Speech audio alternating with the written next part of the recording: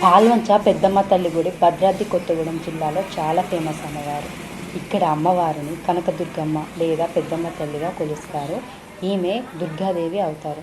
ఇక్కడ అమ్మవారు అసలు ఎలా వెలిసారో తెలుసుకుందాం.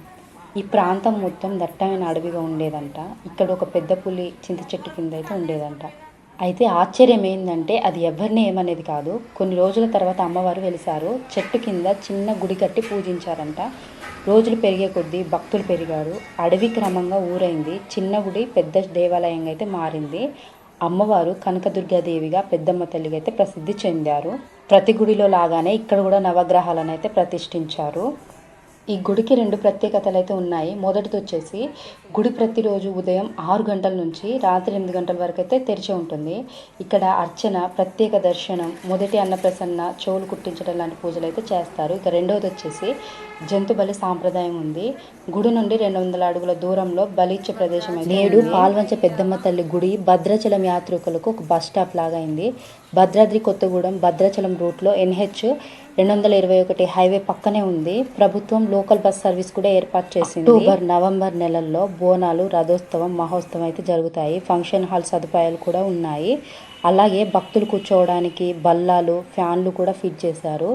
నీటి వసతులు కూడా ఏర్పాటు చేశారు. ఇక్కడికి భక్తులు తమ కోరికలు తీర్చమని అడగడానికి, ఆరోగ్యం బాగవ్వడానికి, పిల్లల కోసం కానీ రావి చెట్టుకైతే ముడుపులు అయితే కట్టుకున్నారు. ఇక్కడ ఆదివారం అయితే చాలామంది జనాలు వస్తారు. మేకపోతుల్ని పట్టుకొని, కోళ్ళని పట్టుకొని.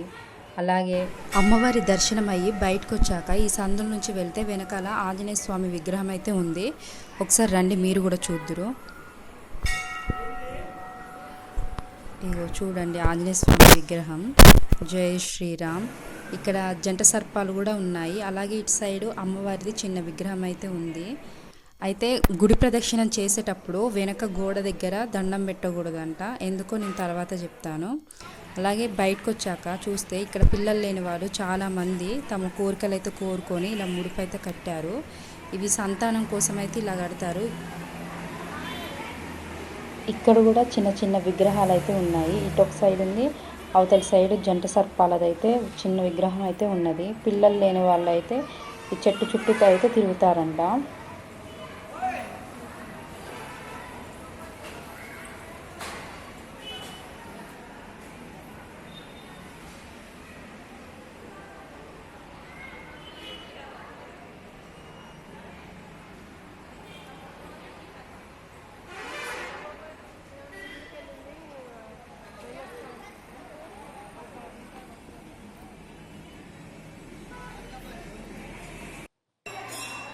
దర్శనం అయ్యాక భక్తులు కూర్చోవడానికైతే ఇట్లా బల్లలను అయితే ఏర్పాటు చేశారు. ఇంతకుముందు ఇక్కడ రేకుల షెడ్డు, ఈ షెడ్డు పైన కనబడుతుంది కదా, అలా లేదు. తర్వాత ఈ రేకుల షెడ్డు కూడా వేశారు. అలాగే దూరం నుండి వచ్చే భక్తుల కోసానికి నీటి సదుపాయం కూడా ఉంది. ఈ ప్రాంతంలోనే కోళ్ళను, మేకలు కానీ అమ్మవారికి సమర్పించిన తర్వాత వంట చేసుకొని అయితే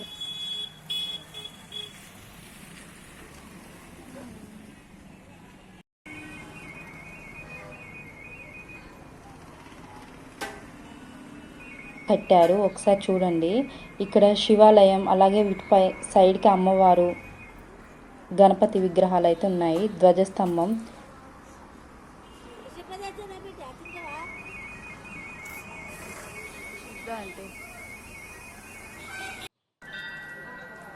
ఇవి